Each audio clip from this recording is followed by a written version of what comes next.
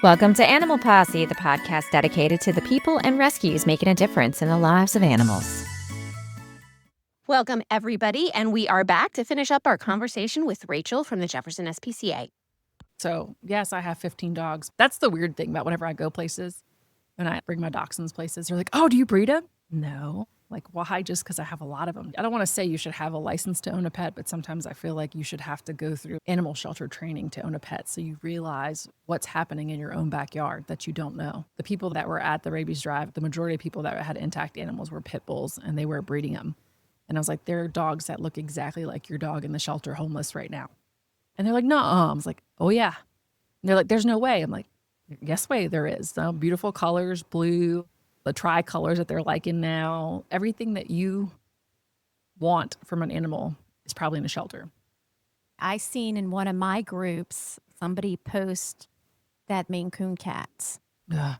And I didn't know if she was a breeder. And so I asked her, hey, are you a breeder? Oh, of course. She's very proud about that. She's a breeder. And so I'm like, I hope you're spaying and neutering them before they go out. And she's, oh, these are pedigree. And I'm like, they're a dime a dozen in the shelter. They're all over the shelter. Yeah. I just don't care. But even if the ones that are like mixes, that's like the hard thing with adoptions. If you put like a certain breed, people come and they fight over them. We had a kitten so cute one time. He wasn't a Maine Coon, but he was just like long hair. And one lady was like, I will adopt 6 cats plus him if you let me have him. Mm-hmm. It didn't matter. Like, she'd have done anything and everything I wanted just to get that long-haired cat. And like, it blew my mind.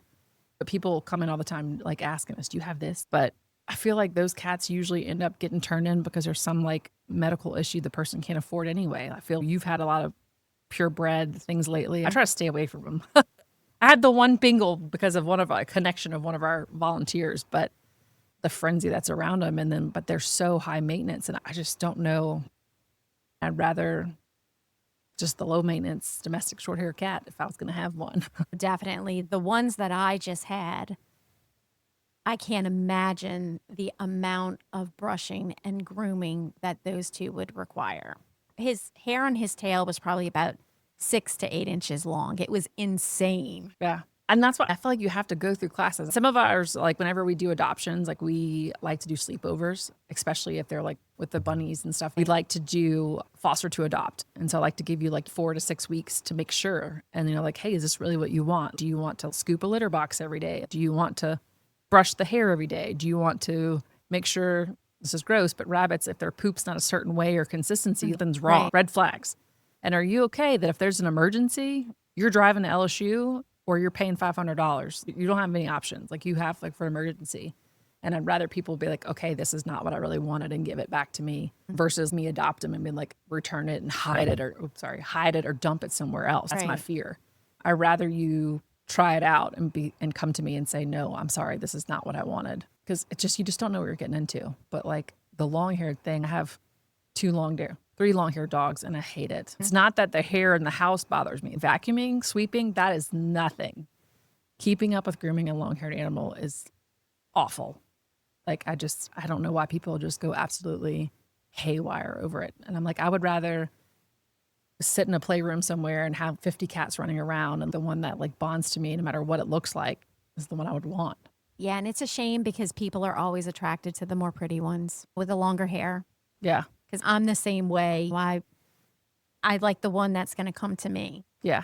And maybe it is fluffy occasionally. Maybe it is like the most gorgeous thing ever. But for the majority of the time, it's a brown tabby for me. But I've got the tuxedos.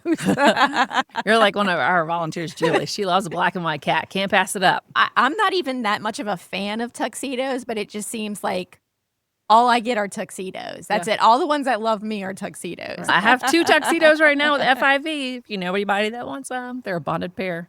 I took them from a vet that rescued them. That's another thing I want to talk about, FIV. You ever like think about that? I saw a meme shared the other day or like a graphic, and it said if your vet tells you if you have an FIV cat, it can't be around other cats or anything like that, or you have to euthanize it, fire your vet immediately. I agree with that because I guess like they have to tell you like the risk of it, but so many vet cats have been shared around recently about being FIV positive, and everyone is pushing that they have to be the only cat, and they don't. And it's just so frustrating and infuriating. We have so many like that we take. I want to take them all, because I want to break that stigma. So I think it's something we need to talk about like more frequently. Or like Cole and Marmalade. I don't know if you ever follow them on social media. Yeah. I'm familiar with them. Marmalade was FIV positive. So frustrating. Like the things we deal with in rescue all the time. Like I'm counting down the days till I can retire. Like I just go work at Michael's and craft. So how do you think the community could get more involved to help? Spay and neuter is like the only way that we're ever going to get out of this. The only way. So that is talking to your neighbors. That is learning to trap cats. Even if you're not even a cat person, like some people will come in and say, I'm not a cat person. Neither am I really. I have 15 dogs. I don't have a cat. I have a porch cat, but he broke up with me for the neighbor across the street. But I did get him fixed. But trapping cats is the greatest need.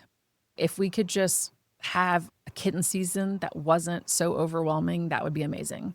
I remember when I first started volunteering at the shelter in 2012, and that was just like when I was at the West Bank, 42 cats would come in the front door every day. And you could only pop so many cans. There are times when we get frustrated and our cat caretakers are like breaking down.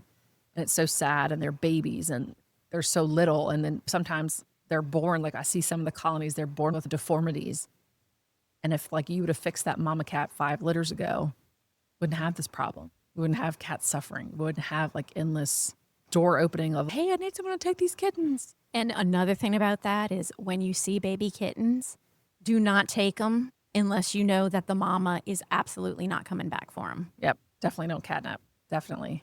But I wish people would just reach out before then. It's talking about spay neuter. Like, Right. even if you're not a person that wants to trap cats, then tell your neighbors like, hey, do you know that there's a TNR program in Jefferson Parish and like it's free to get your cats fixed? Or I had a person reach out to me last week. They have 28 cats that they feed that they have tracked and logged on their cameras. They're so proud of. Only one is ear tipped. But I Nice. wanted to reach out because one is injured. You couldn't reach out to me like 26 cats ago? No. So it's just, I don't know how to change that. So it's more about just education, talking to your neighbors. Maybe your neighbor's not on social media. Maybe they don't listen to podcasts. Maybe they don't know, like they live under a rock. They love cats, but they just never thought to get them fixed. It doesn't make sense to me. Like, how can you see a mama cat just give birth over and over and you not want to like fix it? Yeah, I know once I was talking to somebody and she was telling me she feeds cats. And so whenever somebody tells me that, I'm like, oh, are they spayed or neutered? And she said, no, they are not. And I'm like, don't feed them unless you're going to spay or neuter them. And her response was, I can't not feed them. And I'm like, just take them to get them spayed and neutered. I'm like, it's free. But it's no interest there. None. Yeah, it's going to come out the sky and someone else is going to fix it for me. And that's the part. Like, our well-being matters too. Like, we matter. And so, like, I can teach you how to do something. It's like the teach the man how to fish kind of thing, like that whole theory. Like, you can trap and you can save endless lives. We had a trapper that went with a lady. She's, I don't want you trapping them. But the neighbor called because she was tired of her dog killing the kittens. That was the problem. She's, I don't mind the cats. I really don't. But I have a German short hair pointer and he's very active. He was killing kittens. She's like, picking up dead kittens in my backyard all the time. It's just weighing on me and I can't keep doing it. And so the neighbors agreed, all the different neighbors were like, hey, you can trap in my yard, you can trap in my yard. So we got them all fixed. Unfortunately, one of the mama cats died. And the lady's response was, she's had litter after litter for many years and she never had a problem. Now you just killed her. You were so worried about her passing away, but you weren't worried about the 20 kittens that she had next door that your neighbor's dog killed. Like, how does that math? Yeah. Like, she passed away and that's super unfortunate, but it's probably because she's inbred and she's allergic Right, to anesthesia. right. It happens. There are so many cats and you just don't know what's going on. We can't do pre-op blood work on every cat. It just... It's rare too. Yeah, it's rare. It's not very often that we lose one. It's not. We try very hard not to. We've had some have allergic reactions and we've caught it and reversed them and then tried. There's another anesthesia method they can do. But I just can't see how you can keep feeding cats and then knowing that they're out there not fixed. I can't imagine. Like, it's just not having health care and like having babies. That's how I feel about it. I guess like some people like have it in their mind, well, they're animals, they can have babies, but they can get babies stuck in their birth canal and they can die. I don't think people think of that at all. Yeah. Or people got really mad at us when we removed most of the bunnies from all the parks, but they didn't know. So we had 5 babies and a mom. And one of the babies was getting sick. And so they came and got me. They're like, hey, can you rush this bunny to avian? And I said, sure, I can do that. Not a problem. And one of our employees came around. She's like, hey, something's wrong with the babies in the cage. And I'm like, I know, I'm about to come. I'm just grabbing my purse and my keys to get it. She's like, no, there are fetuses in, like, little tiny fetuses in the same cage. And I was like, what do you mean? Her babies are in the cage and they're like 4 weeks old. And she's like, no, like more of them are coming out of her right now. So that's when I had to look up like rabbit gestation period. So it was like 30 days. Yeah, I learned that from James. Yeah. With Lola and friends. He actually told me about that they trapped the mom with the babies and then the mom had more babies. And I was like mind blown. And they all died. I did not know that. They all died. And then that makes me think, like, how long was she in that Kenner Park under that shed just having dead babies all the time? Whereas like her suffering ending. I wouldn't mind like bunnies in the park if they were fixed and microchipped and like we could ear tip them in some kind of fashion or tattoo their ear or something. And I knew that they were safe. Like they weren't going to be like attacked by coyotes. It'd be different. Right. They shouldn't be out there anyway. They're prey animals.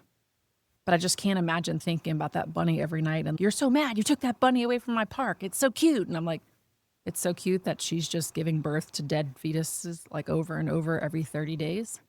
How is that okay? If you don't see the animal suffering like in the front lines in your face, like why do you think they're not? Right.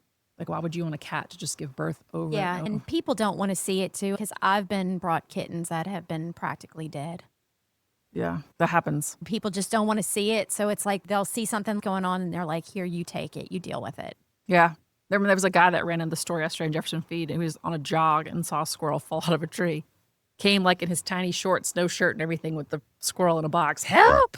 It's like, why is there a guy without a shirt in the store? He was on a jog with the squirrel. But it's just awful. I know that for April Fools, we played the joke for the Fix a Raccoon. I really wish we could. It'd be so awesome if we could spay and neuter possums and raccoons too. But who knows? Like maybe in 10, 15 years, we'll be that advanced and we will. But I just can't think about like all those animals like out there over and over just making babies. And on the way to drop, so we have the van and we do the mass appointments every week and drop them off to get on the party bus, as we call it. And one of them was giving birth as I was driving. Like I heard it, like the baby crying. Like I've always seen baby kittens, no big deal, but the sack the baby came out of, I'm sorry. I know I'm in animal welfare. I see gross things. I scoop my dog's poop every day, but I texted Rebecca. She's the trapper that trapped the cat. And the sad thing is, it's a baby. Like she's probably 4.5 months at the most. She's a young mother. She was terrified. Like thankfully she's calmed down, made it very quiet. Our volunteers came and played some noise and she delivered 2 more overnight. She's okay now. But just to see that thing like loose. And then I was like, okay. So I didn't want to move her in the van because I know they're supposed to eat it or whatever. Oh, I was like, this is why I don't have children. I can't. This is gross. I felt so bad. I was like, Rebecca, it's all your fault. But she was out there trapping. She's trying. It's not like she wasn't trying. But that's what stinks. We have 20 appointments on Tuesday and I only had 6 cats. That's 14 appointments that went to waste. And I need more trappers. Like if a person that was feeding every single day could just set a trap and get me one and bring it in, like it's not that hard. I have a male that keeps coming around here and I swear he knows when Tuesdays and Wednesdays are. Okay. The mail's easy. You can get me that any day. If you catch it Sunday through Thursday, I will buy coffee or lunch or donuts for somebody. I will get it fixed. A mail is easy peasy. I can beg, borrow, and steal that. I can, please stay late. I'll bring you more coffee. I can get that fixed. So Sunday through Thursday, I can get it. When it's a pregnant female, it's a little harder sometimes, but I'll still beg, borrow, and steal for that. But I mean, they're tricky, but Popeye's chicken works, Cane's chicken. Like I'll know that one of my board members, the vice president, if I'm like out trapping, like she doesn't want to get involved because she feels bad because it's hard for her to watch the suffering. And then like to know that they go back out there and they're like just cats out in the street. She's like, they're not in a safe colony. I can't do it. But she'll go get me Popeyes and bring it to me wherever I'm trapping if I'm struggling. So I appreciate it. It works. Yeah, it does. I like Popeyes and I like Jack Mackerel. Jack Mackerel? Huh? Oh, it's disgusting. Yeah, you go buy it in a can. Yeah. And it's like the whole fish, but it's one of those things like I find if I can't trap a cat, I always resort to Popeyes or Jack Mackerel. Yeah. And you always get them after that. Yeah. It's just the different things I like. Lately I've been using the tuna fish and oil because that's the one that like the kitten lady recommends in her video. And I've been like, I'll keep that one. It's like, I use Fancy V seafood pate most, but I keep that. And I'm like, oh, this is getting frustrating. And I usually get them with that. But I'm just having the patience. I don't know. Trapping used to be so relaxing for me. I miss doing it sometimes, but at the same time, I feel like I want to teach more people how to do it versus just me doing it. But it's such a great thing if you're a book reader. Like, you can read a book while you're cat trapping. I could sit in my car on a spring day and you hear that little noise whenever the trap closes. It's just like you won the lottery. It's just so nice. So capping, why can't I talk today? Trapping cats can be relaxing in a sense. So I think people need to get over the stigma and the fear, and like to say if you're not a cat person, like you don't have to be a cat person. But I guess Rebecca was a cat person. She like with JPRD, like she's the one that's doing the TNR training class right now. She does it once a month on Saturdays, the first Saturday of the month. And she now has 6 cats. She's not a good foster. She's not allowed to foster anymore. She had 2 cats when she started volunteering. But now she's like a little cat trapping machine. Once you learn, the bug bites you. That's what I hear a lot of people say that. Yeah. Beth Cooney's one of the trappers I trained, and I like love her passion, and she'll go scary places at night and get so many cats. So it's just really, I want to teach more people to do it because I think it's just so easy and people have that fear. And I don't want anybody to say the age thing like that. You can't. There's like an 80-year-old disabled woman. Like some of our other trappers like have bad back problems. They're like, I can set it, I just can't pick it up. And now I'm like, that's fine. Because if she can set it and just throw a towel over it so it's not freaking out, I can go pick it up. That's not a problem. We can find someone to come pick it up. But there's no reason that we could not place a trap on your porch and you couldn't set it and watch it. There's no reason. Now, I know with the TNR too, there's always cat haters out there. So you might be trying to trap in your neighborhood and you might have that neighbor that's, oh, the cats are using my garden as a litter box, or the cats are coming up on my porch. And so do you have any deterrents that people could use? I find the motion activated water sprinklers work the best. There is a video floating around on Facebook of me getting sprayed with one. I do have a new video I have not posted yet where I tortured some of the employees at Jefferson Feed. I put one in a potted plant on the patio, and then we got our store cat, Giuseppe, to run in front of it, and like it sprayed all of us. It was very entertaining. They are cheaper in price. Like I get them on Amazon. They used to be $75. I think they were down to $45 or $50. I find that they're the best. Some people will argue that they work at first and they don't continue to work. Well, if you read the instructions, you're supposed to move it every 7 days so the cats don't learn the pattern. And then you have to make sure the motion activated sprinkler, it's the one I'm talking about, I think it's called the Enforcer. You can put the sprinkler head at the top or you can put it at the bottom. You want to consider a cat a small animal, so you want it at the bottom. And some people are installing it and putting it at the top and they're not doing it properly. The one lady that her and her husband that took my advice on it, they set it up and she's like, it's miraculous. The raccoons are gone. The possums are gone. I love it. She even bought a cat trap to trap them herself to like at least get them fixed. She donated her trap to me. She said, thank you. They don't come in my yard anymore. So great. yeah, motion activated sprinklers are the only thing that work. Like the coffee and the forks and I know like on cars, I do think what do you call them? Like the plastic spikes. Yeah, I know what you're talking about. Scat mats. Yeah. Those work. Like I actually have a feeder who traps, but she just didn't want them on her car. I feed them. I love them. I just don't want them on my brand new car. So she used the scat mats to train them not to jump on her car. So there are cat lovers that still use those same tools if they want them out of them. I think that's the one thing as being a feeder. If you love cats and you don't want to upset your neighbors, whenever you start feeding that one, like I fed the one and I trapped him immediately. I still only have the one, but he actually lives across the street. And with Kiki, he likes Kiki more. He wanted a girlfriend. I get it.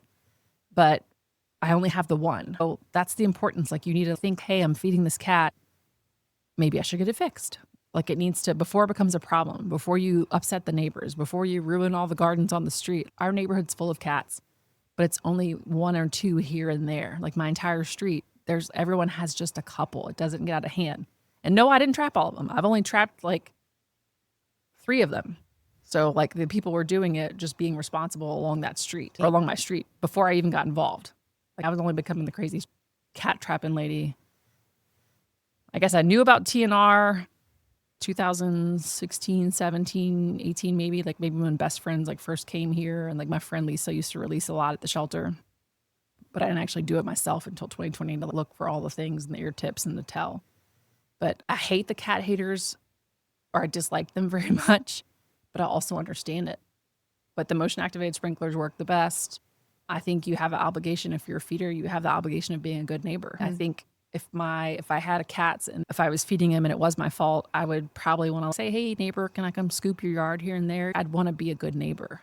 Like whenever you have your elderly neighbor, like you pick up their recycle bin or you pick up their trash can. I feel like if you're a cat feeder and you're causing the problem and they're going to go in other people's yards, you have to be the good neighbor and scoop it. I feel it's like whenever you put all the signs for you to scoop your dog's poop, like people say, well, it's not really my cat, I just feed it. If you feed it, it's yours. Sorry for you. If you like had a child and you fed it, it's yours. So I think that being a cat feeder, you have a responsibility, one, to trap them, have the population under control. You're the easiest person to trap them. They're going to trust you. They love you. They know you. And you want to be a good neighbor. So if you can corral them to stay in your yard, if you could create a litter box, pine pellets are very cheap. It's not like the best thing for litter, but the cats will go in it. You can get like an oversized plastic bin from like Home Depot and put the pine pellets in it. I think it's maybe $5 or $6 a bag for the pine pellets. They sell them at Jefferson Feed or different feed stores. And that's so much cheaper. And then at least give your cats a place to go to the bathroom so they don't want to go in your neighbor's yard. So I just feel like you have an obligation. I have my 15 dogs. I try to get them in at night. If I listen for them, I have cameras in my backyard to make sure they're not disturbing my neighbors. Like you have obligations as a pet parent to not disturb your neighbors. Yeah, I can agree with that. Yeah. So I see both sides. I had a person reach out to me yesterday that they think someone in their neighborhood's trapping because he said the cats are disappearing. He said, I'm not really like I think maybe he was a feeder, but he doesn't feed that much. And he knows that most of them have the ear tips, but he said now he's not seeing them at all. And I said, look for them. Our traps have labels that say we're trapping or humane or whatever. And I said, usually like other official cat trappers usually put their name on their traps and they label them and stuff like that. And I said, go get a picture of the trap. If it doesn't have a label on it or like a name or like a cover, if it's not lined with newspaper, like looking like someone humanely cares about what they're doing, it probably is someone not doing it properly. So if you see someone doing that, you need to record it and have video because it is against the law to trap a cat and relocate it. Like you can bring it to JPAWS, like technically in the ordinance says you can bring it to the parish, but most likely they are going to fix it and bring it back and ear tip it. So like you're going to have it back at your house. But those are your only options. You TNR it yourself or you bring it to JPAWS and they bring it back. You can't relocate it. It's just not fair for us to just want to keep euthanizing animals because you don't like them. But if you think someone is trapping and they're not doing it, if it's not labeled, if it doesn't have a trap cover, like the people that don't use newspaper, it like hurts my heart. I'm like, think about walking on those bars yourself. They're probably not doing the right thing. So definitely put your spidey senses up, video it, make conversation, ask what they're doing, like get someone involved. Like it is against the law. You can, if you have video proof and evidence. I remember being a kid following my neighbor.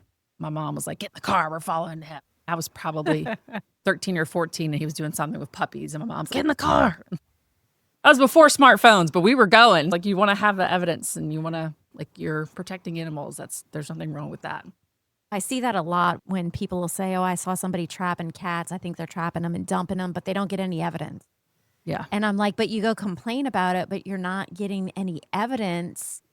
And with smartphones, there's no excuse for it. I get fascinated every day with like Project NOLA cameras, like the stuff they do every day. I'm like, that's so awesome. And like the facial recognition, everything.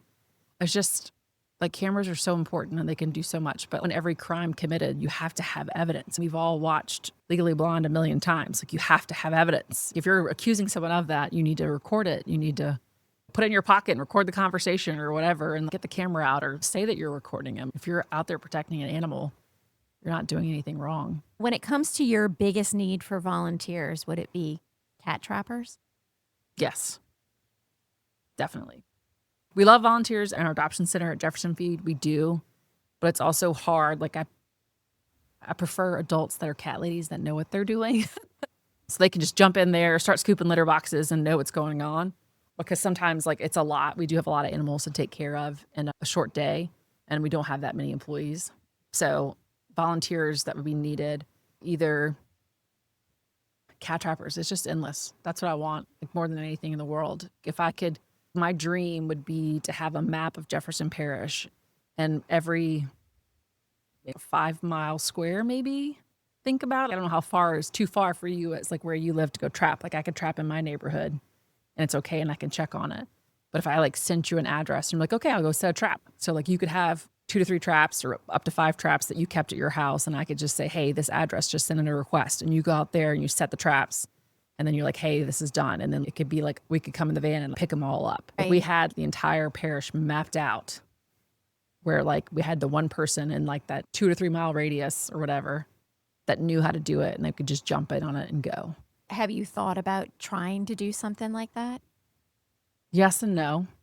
The goal, Rebecca came up with the goal this year. Jefferson Parish turns 200. And that's why she wanted to do the TNR class. She's, what if we could train 200 people how to trap cats next year? But like, no one signed up last month at all.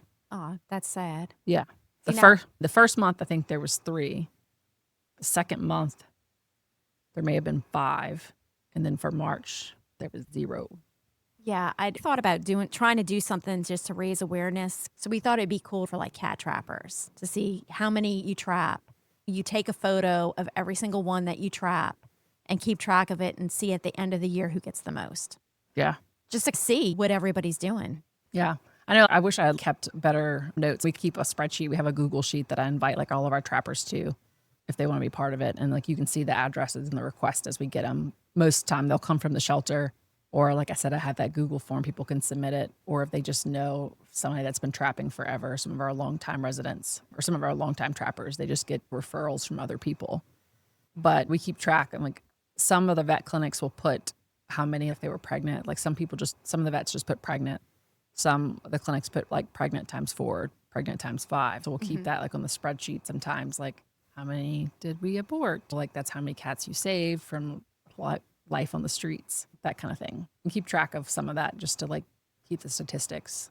The list, it's just endless. It's rare whenever you can highlight one green to say that it's done and clean because they show up. I just want feeders to like trap more so much. You're the one there when the new one shows up. If you're just learning about it and you need me to come help you trap 15 to 20 to get caught up, totally fine. I am there for you. But like the one-off, I need you to trap that one-off.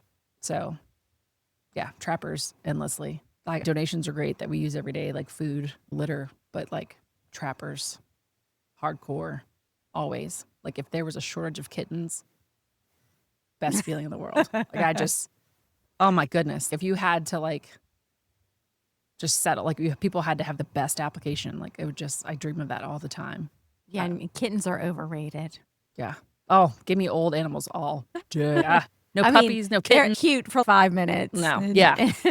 And the kitten poop is the worst smell ever. I don't understand why people love them. Oh, like I remember like when I first started volunteering, my friend Anita was fostering kittens and she's, hey, since you go to the West Bank shelter every day because you're addicted, can you bring my foster kittens to get fixed? And they like pooped in the car, like in the carrier, raining on the way there. So couldn't roll the windows down. I thought I was going to die. I was like, gosh, kitten poop is the worst smell ever. Old animals all day, every day. Big old giant cats. I don't have a tuxedo right now, but I have this black and white cat. He looks like a small jaguar, I'll tell you that. Like he's bigger than a normal house cat. I don't know what he is. He's white and black, but he's huge. He barely fits in a cage. I feel so bad. He was adopted through our Petco partnership. And apparently he had like maybe 5 or 6 cats because I think Spay Mart took some back. He died and his family put all his cats outside in November. And so the neighbors are taking care of him and slowly trapping him and scanning their chips and figuring out. So we got 2 back. And I remember adopting this cat out or bringing him from the shelter to Petco. They usually don't come from us at the shelter. We go to J-Paws, pick him up, bring him straight to Petco. And I remember the name of him, but I don't remember him being this big of a cat. He's not fat. He's not overweight. He is big boned. I have no clue what he is. He's just huge. Yeah. Cats, I think they reach their full size actually at 5 years old, especially like your bigger breeds. Because I had a Norwegian forest cat mix that was a rescue. And when he was like a year old, he might have been like 10 pounds. And by the time he was 5 years old, he could steal stuff off of the counter without jumping on the counter. Oh, man. So yeah, 26 pounds. Oh. And he was a little runt kitten that was found right before Hurricane Katrina, Oh, my goodness. like in New Orleans East. Yeah. It's just funny the things that you get, you find. People like want the purebred everything.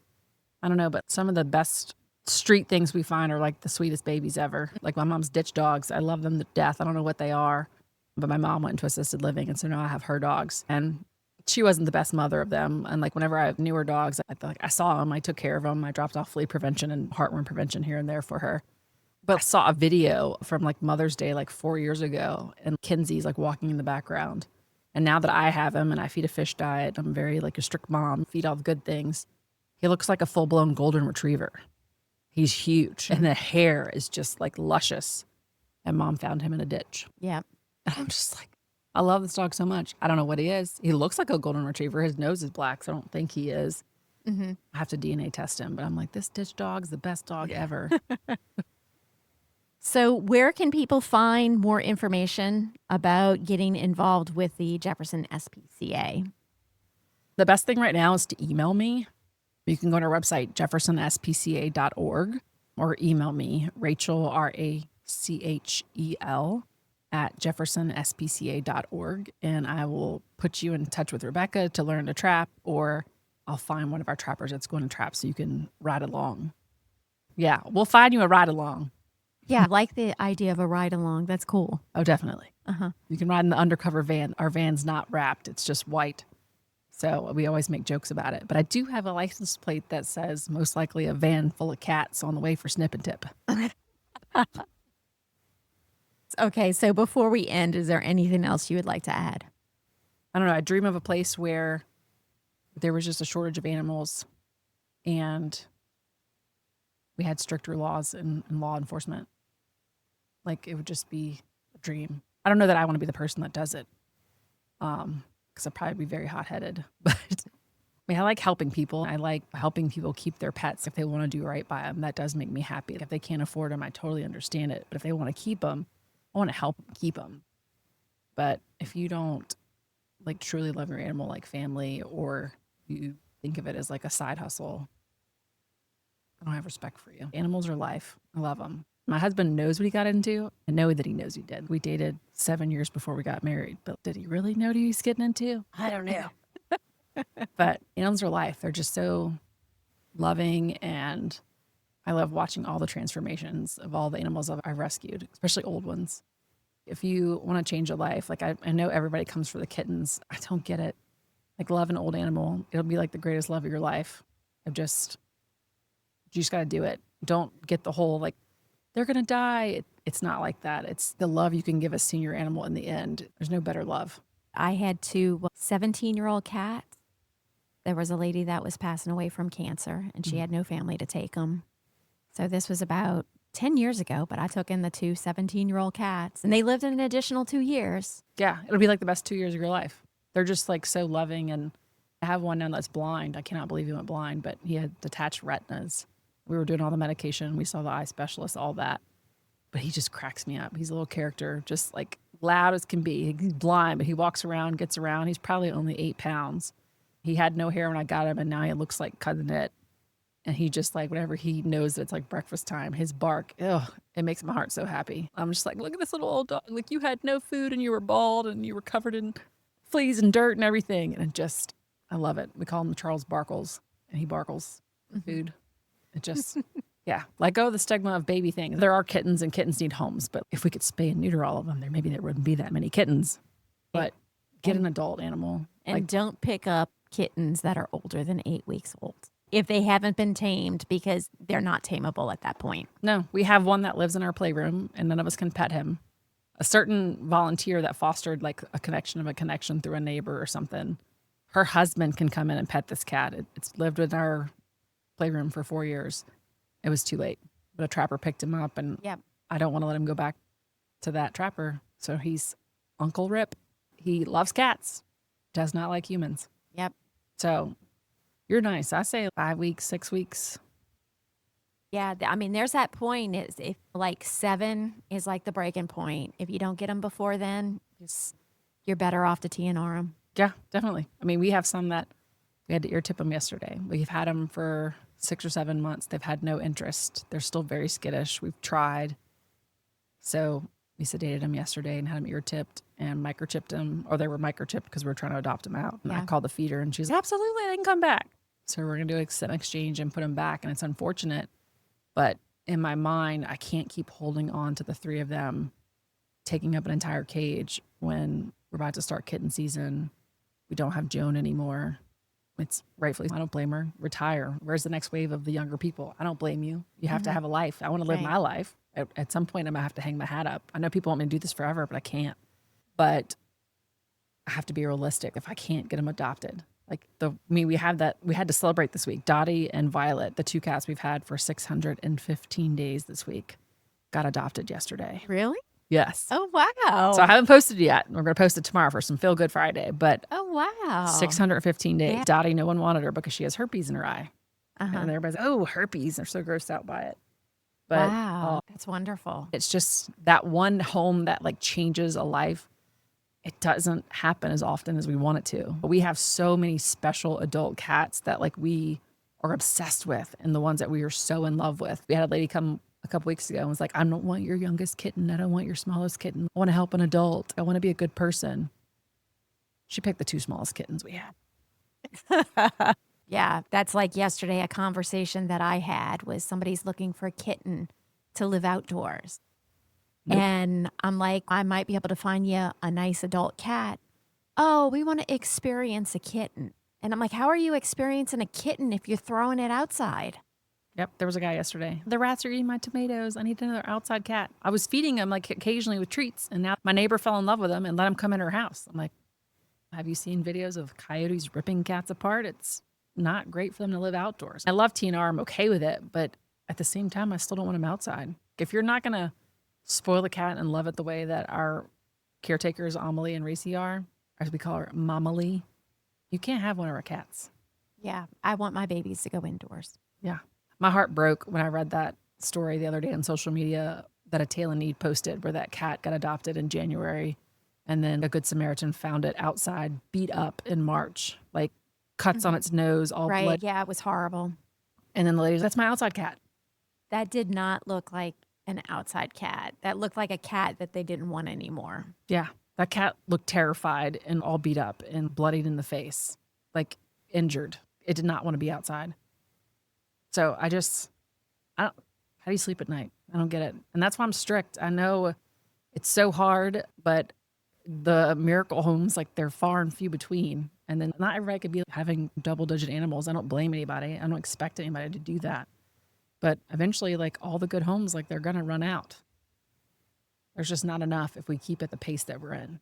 I never thought I would see French bulldogs in the shelter, and there's 5 or 6 a week posted stray. Never thought that. Golden doodles, they're euthanizing some of them because they are just very evil, not just, they're mutts, essentially. Some mutts are great, but that's a purebred mutt that they're making. It's not a good mix. And they've had one that attacked humans and animals. It just, I don't know. It's heartbreaking, all the things that I feel you need a class, a permit. You have a permit to shoot guns or whatever, fishing or whatever, craft or hobby or whatever. You have a license or a training class. I think you should have to go to the shelter and learn that before you own a pet to see what happens. People that came to the rabies drive so much and they're like, oh no, we want puppies. What? Do you not know how many homeless dogs are in the shelter that look just like this? No. Out of sight, out of mind. Yeah, I wish there was a way to change that stigma because it's full of pedigree animals in the shelter and people just don't want to go accept that fact or go look even. Yeah. I'm the crazy dachshund lady. Every one of my dachshunds, all rescues. Every single one of them. And that's why it's people are like, oh, you're going to breed them? Because I have long hair, I have dapples and piebalds, all that. All rescues. Yeah. So sometimes you have to have patience. It's crazy. I don't know. When I first started volunteering, there are still a lot of pit bulls in the shelter. Don't get me wrong. That's still very common. But the beagles are so mistreated in our parish, out of control with the ear. They clip their ears to tag them, whoever's, that's their dog. Every single one of them's heartworm positive. They're skinny, the worms, the parasites, and they're in deplorable condition. I had one that fostered through heartworm treatment and I got her adopted and she died 9 months later because of damage on her lungs from coughing from heartworms so long. Killed her. It's just don't get an animal. If you're not in it for life, don't get one. Bottom line. Thank you so much for chatting with me today. Oh, thanks for having me. It's fun. I can't wait to listen to more of them. Hopefully I can get you to come back too. Oh, definitely. Thanks for having me. All right. And that's all the time we have for today's episode. If you are in animal rescue or if you know someone that has a story that should be told, please contact us. We would love to have you or them on the show. Thanks for listening, and please join us next week as we continue to explore the world of animal rescue.